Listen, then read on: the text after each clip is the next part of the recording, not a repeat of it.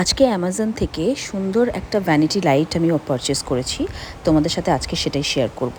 তো কিভাবে এটাকে আমি লাগাবো মিররের মধ্যে, আমি ভ্যানিটি সেটআপ যেটা তৈরি করেছিলাম তোমাদেরকে আগের ভিডিওতে দেখিয়েছি। এই হচ্ছে মিররটা।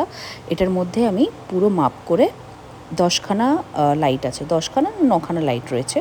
আর ডিফারেন্ট শেড রয়েছে, দেখো ওয়ার্ম রয়েছে, কুল টোন রয়েছে, আর একটা মিডিয়াম রয়েছে, মিডিয়াম টোন।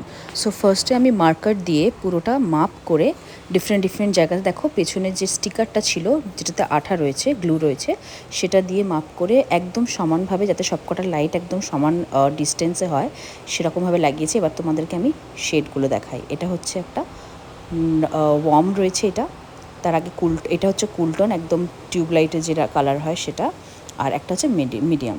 ঠিক আছে, তো আমি তোমাদেরকে সামনে ফেসের মধ্যে কীরকম ইম্প্যাক্ট করবে সেটা দেখাচ্ছি।